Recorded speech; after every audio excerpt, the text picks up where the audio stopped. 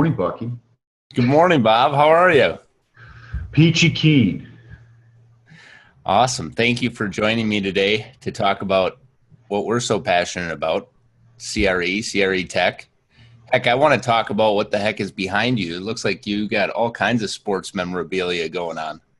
It's like a collection of stuff that I've accumulated over time. Willis Reed signed basketball. I can't authenticate that it was actually him, but that's supposedly it. I have an original. When I was in the moving business, I actually moved the Mets team from the old Shea Stadium into the new City Field.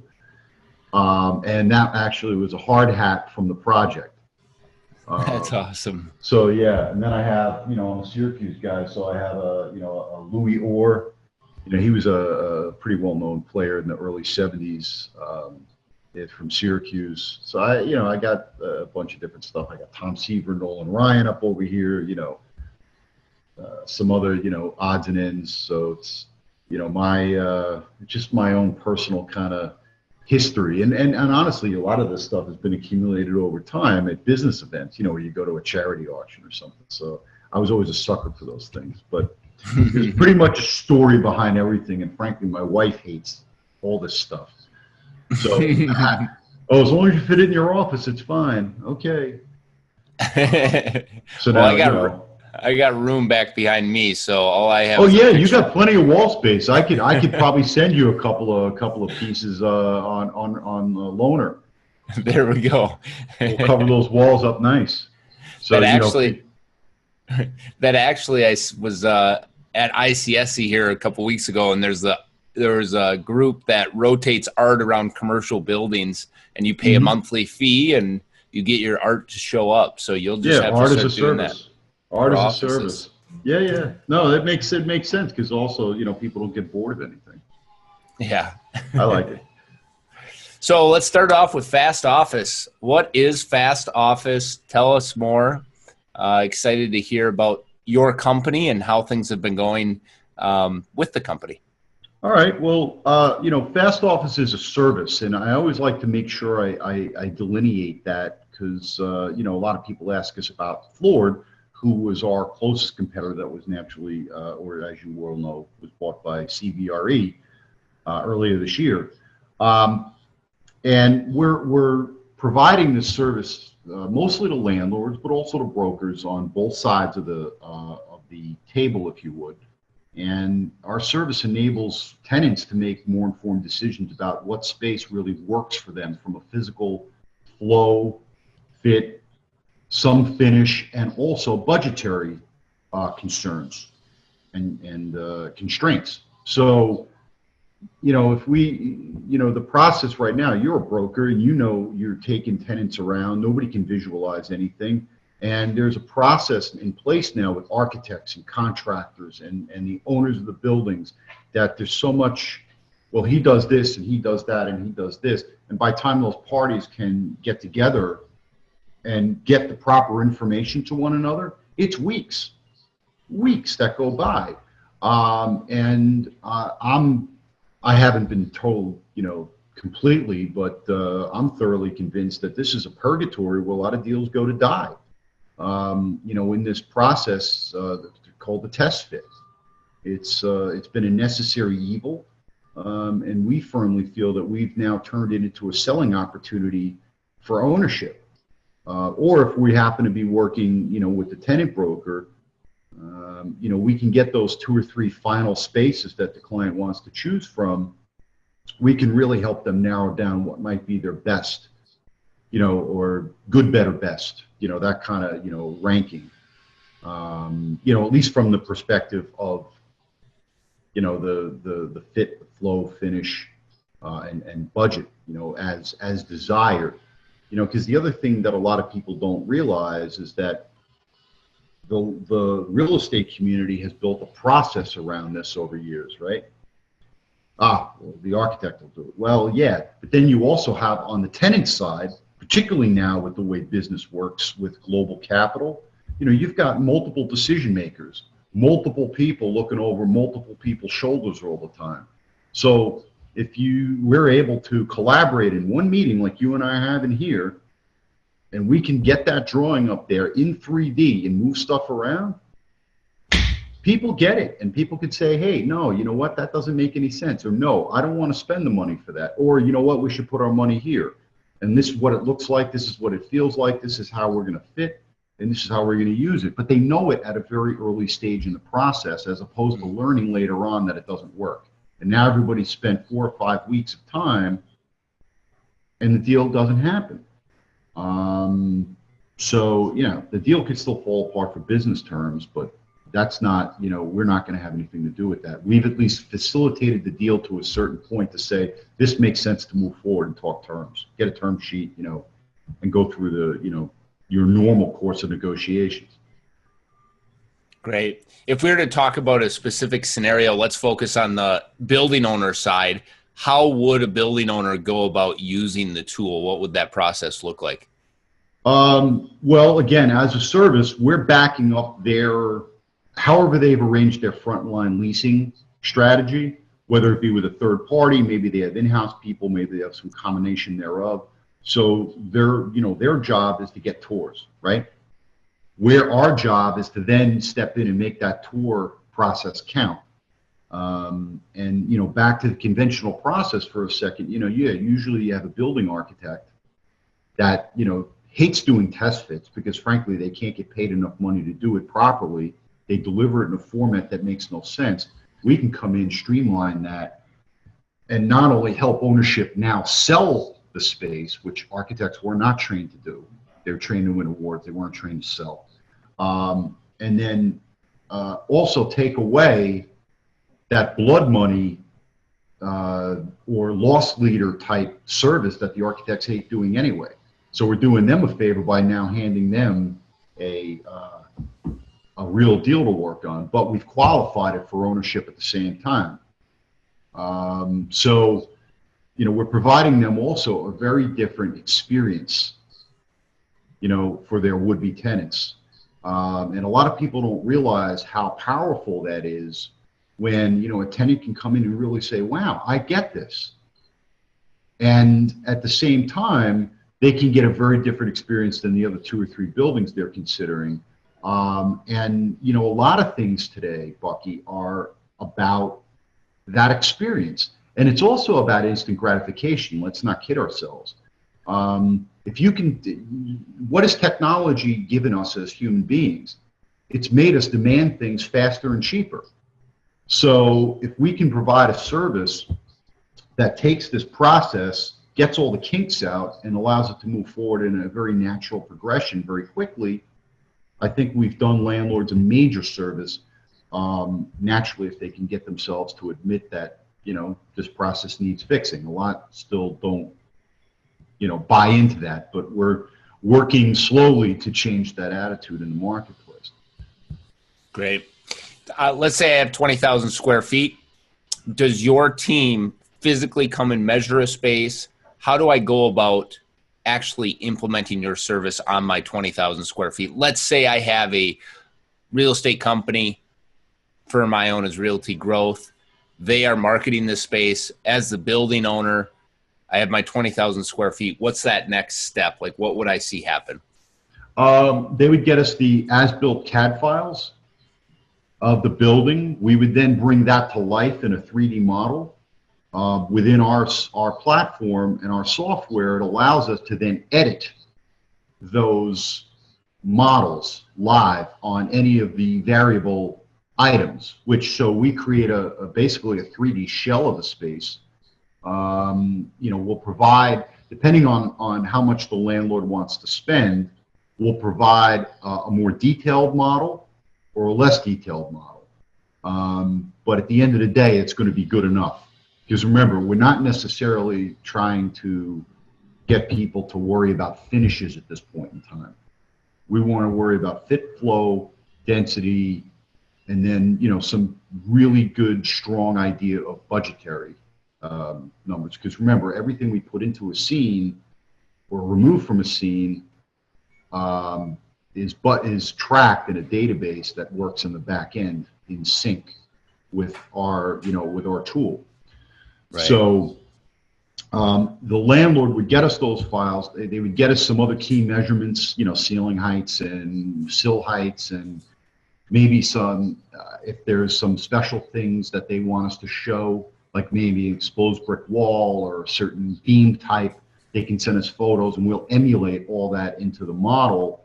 And then we're ready to go. So now when you go to your friend's building with a tour, and whether it's, you know, you've got a tenant that wants to take half or the whole floor or the whole suite or whatever it is, you know, we're ready to go. And we've also created an instant collection wizard, if you would, for the program information. Because as you well know, a lot of tenants don't even really know what they need. They have guesses, but this allows either you as the tenant rep or the agent for the building to work with that would-be tenant during the site visit, you know, during the tour, or the initial tour, and hey, you need 5 of this, 3 of that, 2 of this. Oh, how about a cafe? How about you know, what type of conference rooms? What type of this? And it allows that template to collect the information and start creating a program right away. So we capture the information, it uploads to our team, and then within a day, that agent will have a draft of the space. And then after they approve the layout, we'll send a final to the tenant or the tenant broker, whoever, you know, was most appropriate to communicate with. And then we'll expect feedback. And then after that point, we'll get online and make the changes. The best thing that we can hear and the thing that we're really looking for is, hey, this is great, but can we make some tweaks? Or, oh, you didn't get it at all. Okay, great. Let's get online. And then when they start seeing, you know, we can change whole entire rows of offices in about 5 seconds, everybody's like, whoa, you know, oh, I don't want benching. I want tall panels. You know, maybe somebody, you know, because there's a lot of pushback against noisy open spaces now, right? You know, we can now start to make all those changes. People are requesting them, or concerns are brought up on that edit meeting, but that's where the power comes in. All the 3D and all this other stuff, it's great technology, but that's not really what the essence of what we're doing is we're helping people feel comfortable that this is the right buy for them. And when I say buy, obviously, you know, they're leasing. But, you know, you're not going to go buy a suit for yourself without getting it fitted. And there's a lot of details to those fits, right? So, you know, or if you have a custom suit made, I know you're probably a custom suit guy.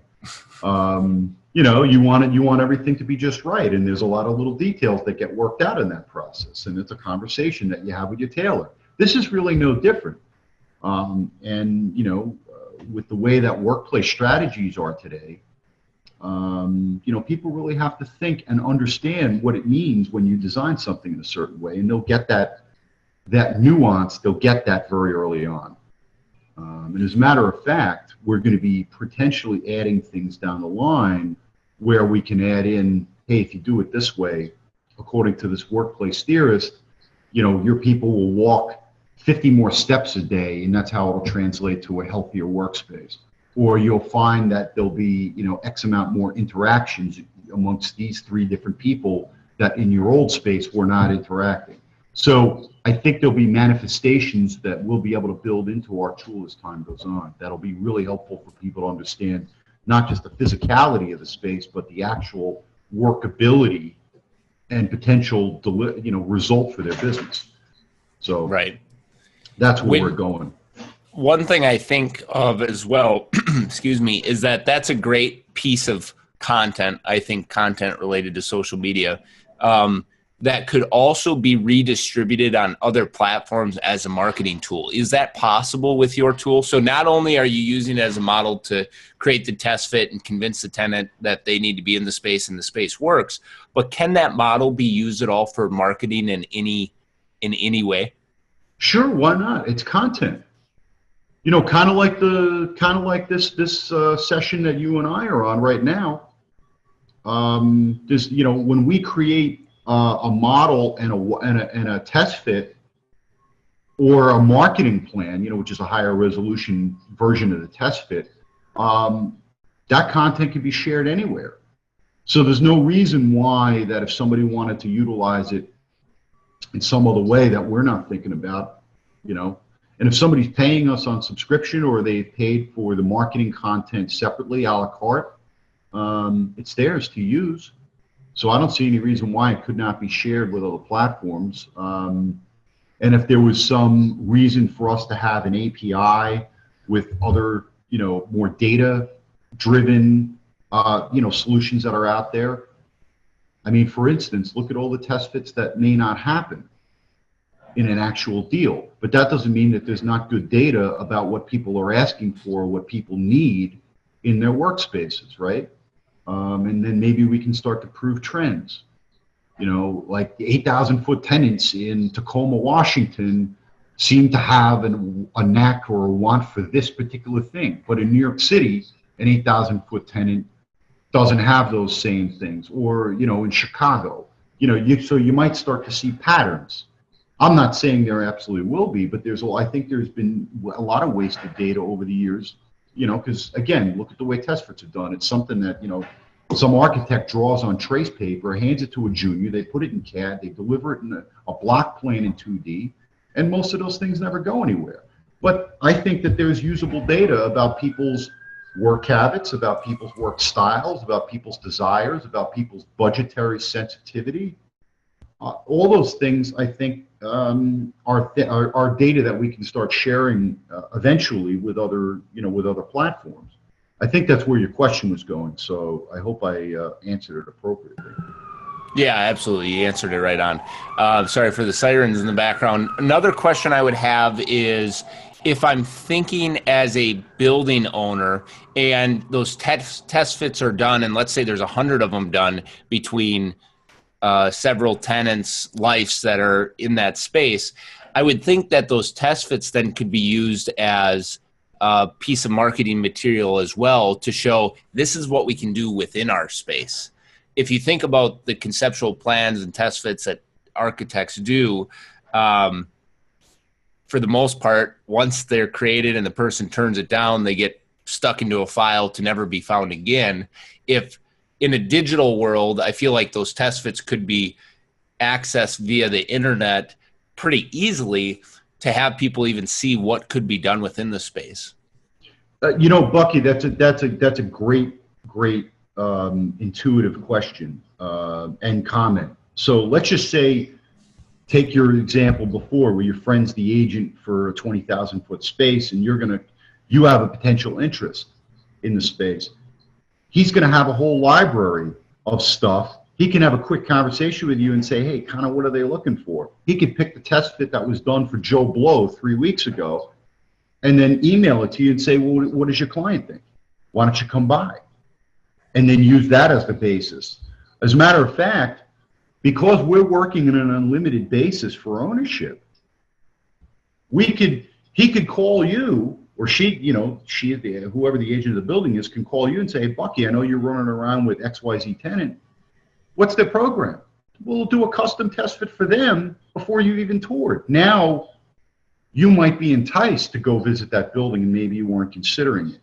Because now you're illustrating a different perspective before you've even seen the space. So when that tour happens, there's got to be more context for them. You walk around with an iPad and be like, oh yeah, well, here's Mary's office, you know, here's Joe's desk, here, you know, and they'll start to personalize it immediately. That's great. Because it's not just a conceptual plan. That's something else, you know, we bump up against this all the time, where it's like an industry standard with this, oh, you know, the architect did a marketing plan. Okay, great. Who gives a shit? Pardon my French. So what? It's not theirs. It's some guess that some designer thought might work. Oh, it's a creative space. It's a law firm space. All right, that doesn't necessarily translate to somebody's personal wants, needs, and desires. We're able to actually, you know, bridge that gap and do it right away. Make it personal right now. But yes, you are 100% correct. Anything we do is archived for ownership, and it could be reused, you know, on several occasions, on any occasion, any way that agent wants to get creative in using it, we're all for it. So Great. and it's about also, I think at the end of the day, to make any of this effective, some people in the brokerage community need to change their work habits. They have to get accustomed to something like us being around, and using it in some of the ways that we've, you and I have touched on here. So Right. if that happens, I think you'll start to see a shift in the industry that really streamlines how this process works, and more deals happening sooner as a result.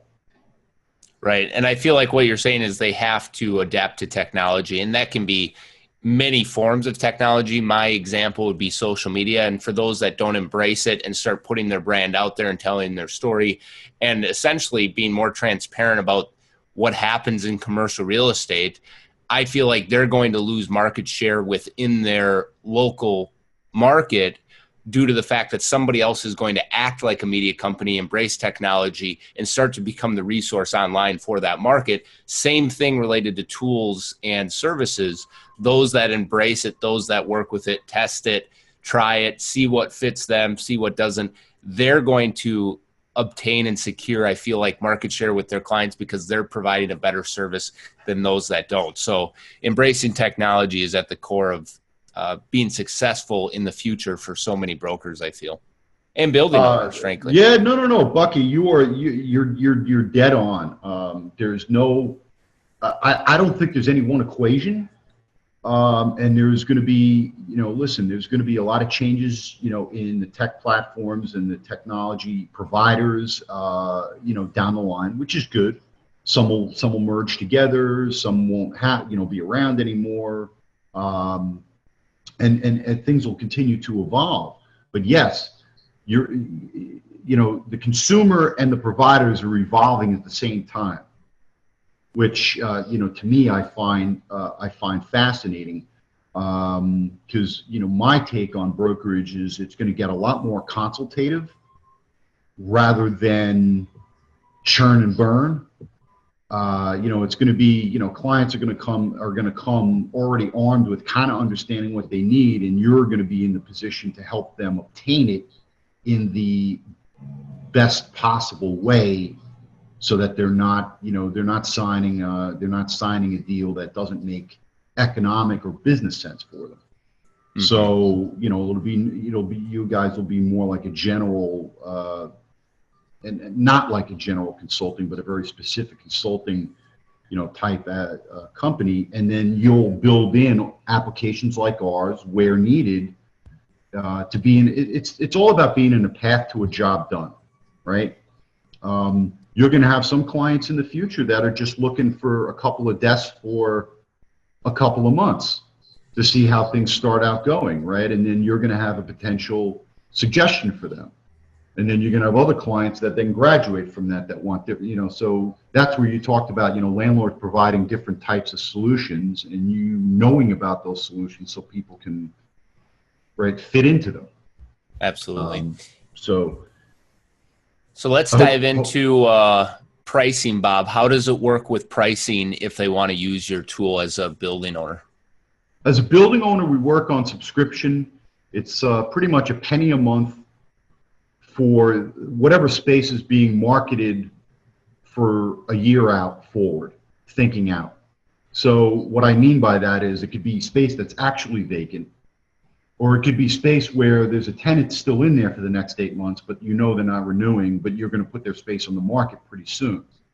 As a matter of fact, those are probably the spaces that are most important for us to be modeling, because they probably don't look real good these days, because it's a 20-year installation.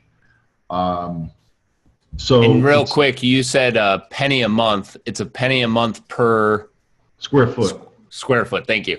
I was like, penny a month. That's the best deal I've ever heard in the subscription model. Yeah, right. Penny a month per marketed square foot. And that gets them the platform, that gets unlimited test fits, unlimited edit meetings, all that stuff. We've got website plugins. So if we do, like you said before about, the content, being able to be published to the market, we take over the availability pages for the different suites, and it publishes direct to the market any content we create. And then, the landlord will have options whether they want to keep certain stuff private or certain things to be public. So we've built that into the basic system. And then we charge a la carte for the window views, views out the window. Basically it starts at about $1,000 for the first floor, and then it's like $250 each additional. So that gives landlords options on, some buildings really the view doesn't matter. But then there's other buildings like, out by you, if you're overlooking a nice lake, you probably want to show that, right? But they may not want to show every floor either. It doesn't matter. Maybe they only want to show the top floor. So they have options to control their spend for what we'll call more general marketing in that aspect. And then in addition to that, if we do more higher resolution marketing plans, those are like 10 to 15 cents a foot, depending on the degree of resolution they want, degree of detail. Listen, some landlords in New York City or San Francisco or Boston want, really high-end renderings and walkthroughs as an enticement to market, for tenants to go to the building. Okay, fine. So we charge a la carte for that. That penny a month, and you said basically all the test fits, everything that's included. Is there a service contract? So is there something that the building owner signs up for you for a year, or how does that work? We're guaranteeing it for a year, but if the landlord gets to month 6 and they want to cancel with us, that's another thing that we've updated in our pricing schedule. There's no obligation, so it's not like they'd have to pay us out for the remainder of the year. The only things that are not refundable are the items I mentioned before that are a la carte. Okay. Because once those are done, it's theirs, and that's that. Makes sense. Or if we've done, if they're doing a new development out of the ground and they want, like a flyover, and a fly through of the new building kind of thing, some animated video, we can do that stuff too. That would be a la carte, that would be, that's non-refundable. If they wanted us to do website upgrades and anything like that, we can help with that. That's something that would be a la carte and non-refundable. But the subscription is no obligation. Now, Great. To take one step further, remember I said we also work from the tenant broker side. Yes, that was my next question. So $100 per test fit. You're going to look at 2 or 3 buildings. You're going to look at 3 buildings as your finalists. $300. You swipe your credit card, and you get a very basic, no view out the window, no frills design. You get a grayscale model, but that test fit is in that space. You get us a PDF or a CAD file of each space. $100. You're done. We'll do the edits with your client, help them, decide which one is good, better, best. And then it's yours. That's it. Great. So let's run through a scenario that I'm actually working on right now in my market. It's 2,650 square feet. I'm working directly with the building owner. Building owner is looking at creating a model at this point, a CAD model that the architect is working on for a co-working type of facility. And then he may run the co-working facility himself, or he may just ask me to put it out to the market. And if another co-working type of company wants to come and run it, they would lease from him on the master lease and go and try to find tenants. So the building owner at 2,650 square feet, and I imagine he builds this out, he builds it out once. He's not going to be doing changes in the next 10 years, 15 years. How would he then progress with working with you? I think in an instance like that, one space, we'll probably we can just probably bring, take the CAD, bring it to life, and then, work with, like a Mark Kennedy from Co-work in a Box. He'd probably be a good candidate for that kind of conversation. And then, design the space, make decisions on what the budget is, who's going to pay for what, and help them work out the space as part of the business model. Because that's an interesting kind of hybrid, where the owner is actually partially the tenant, kind of, right?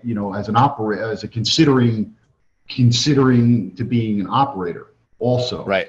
So I think that there would be some decision making and thinking through the process, which we can help facilitate inside our platform, inside the model, and make it very virtual, very hands-on. And then remember, we're also working in the budgetary category. So as people are asking, hey, can we do this? Can we show that? Can we put in a cafe? Can we put in, 2 ping pong tables or whatever it is they're going to build in terms of, it's not a big space at 2,650 square feet, but right. I think, we could get it to that point. But then to your earlier point, once everybody arrived at what they wanted, now they can start sending it around to the market and kind of get a sense of, hey, if you were a potential member of this co-working space, what do you think about this look? So you can potentially use our model to then start to do, do some consumer consumer taste runs on what they think and, how they may use the space, or what they, why would they go there? Right. You could probably actually run over to the local Starbucks with your tablet and say, by the way, instead of you being here, Sales what do you tool. think about this? And by the way, there's free coffee. So I'm just thinking out loud about that scenario, but that's an interesting scenario where our worlds are colliding. Yes, and that's where I like asking that question. I'm not in a market that has this large spaces. I don't think that my market is necessarily your standard customer, but what I love about talking with you and learning more about the tool is you guys are willing to adapt and make something work. And like the education you get through that process can be applied to any market, no matter the size. And so for those that watch this, I just want to have them understand that you're willing to listen to anybody and see how you can mold your services and your tool to what they need. Yeah, no, absolutely. I mean, again, the lines are getting blurred between owner, occupier, broker, right? I think that there's a lot of things that are changing for the better. I'll give you an example. Like we now actually have a couple of occupier clients that have come to us and asked and said, wow, can you help me? We have this one, they're a human resources labor kind of company, and they've grown by acquisition. They've got tons of small spaces, 3,500 foot spaces all over the place. And they've got over 600 individual locations, 100 to 150 a year churn. That's a lot of work for a real estate department, And so they've got to decide, they've grown by acquisition, say in Seattle. Now all of a sudden they've made 2 acquisitions in Seattle, so now they got 3 spaces in Seattle. Well, do you move A to B? Do you move B to A? Or do you move A and B to C, which is the new space? I don't know. Well, what does that look like? And they've got furniture standards, and they've got, actually now it's a hodgepodge, because now it's like they had the 2 acquisitions, so they maybe had standards, and now they've got their own standards. So it's like, there's a decision-making process that goes, but the visualization and the quick editing is an extraordinarily helpful tool for them. So we're working with them on a monthly subscription where we're doing a certain amount of work and helping them out. So that's another potential adaptable way to work in any community. But, I got to tell you, one underlying major pain point that I'm hoping that we eventually help the market overcome is CAD files. Good, clean, as-built CAD files.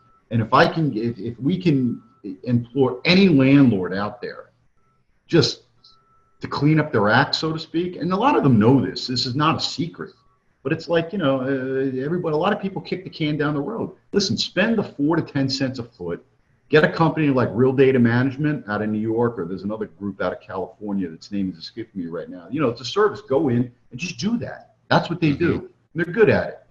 Keep it simple, but make it up to date and as built. that's a big hiccup. And we find actually in a lot of the Midwestern markets, this is more of a problem than, the coastal markets. What are you saying? We're all a bunch of farmers, or what are you trying to No, say? no, it's just an observation, Bucky. It's just, well, I think also you have lower rent levels in a lot of those markets, where most of the markets are under $25 a foot in rent. Some are below 20. And any cost is a major sensitivity point for ownership. But I also think, and this is just my personal opinion, I think the building will have a little more value if you have up-to-date CADs. It's just because now a potential buyer can really understand what's going on in there.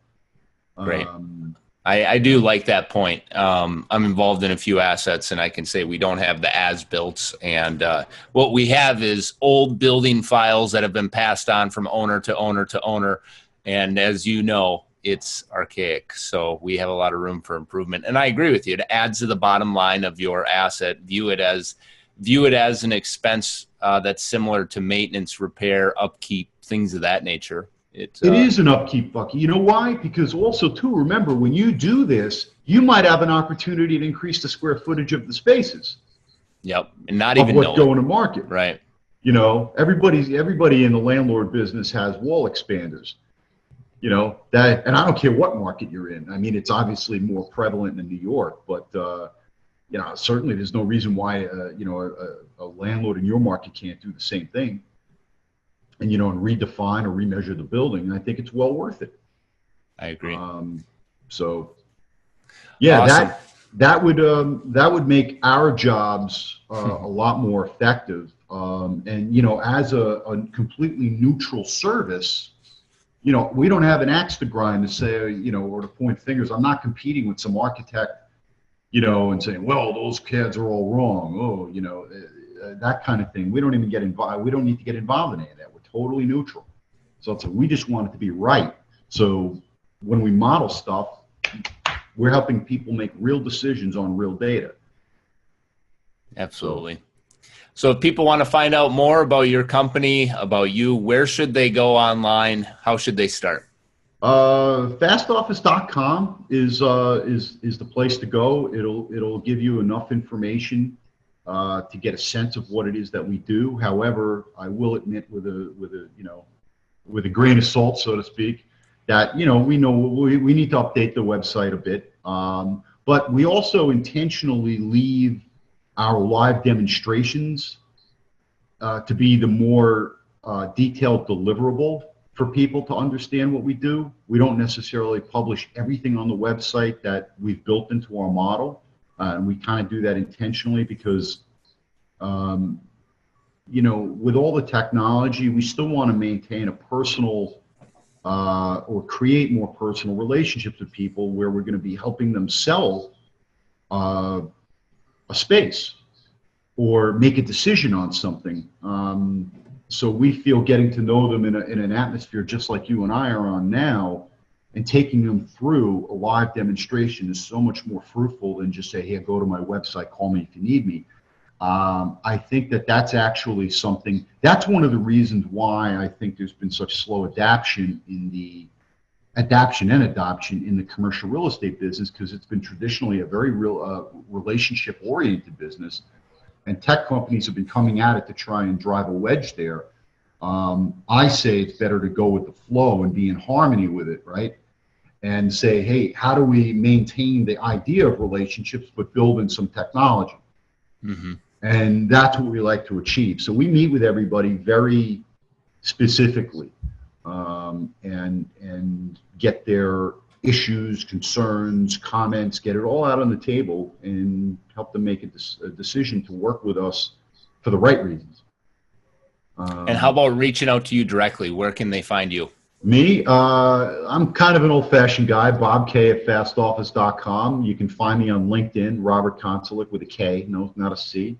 Or just call me, 646-884-9628. Great. Or call you and you'll get them in touch with me. Tweet me, snap me, send me a message on Instagram. I'll get you in touch with Bob. There you go. Yeah, Bucky, you're younger than me. You're more adept at those other social media outlets. I'm still coming along. I can't wait for the day where I don't need a phone number. All they have to do is look me up on Facebook and message me there or call All me right. for that matter. Awesome. Thank you, Bob. Thank you for your time explaining the tool more. Excited to continually see your company grow and out of this, see the people that start working with you and continually build those relationships in the CRE tech arena. No, absolutely. And, hopefully we'll help you take over, you'll be the real estate king for Rochester. Fingers crossed. Absolutely. My lips to God's ears, right? Thanks, Bob. All right, Bucky, take it easy, man.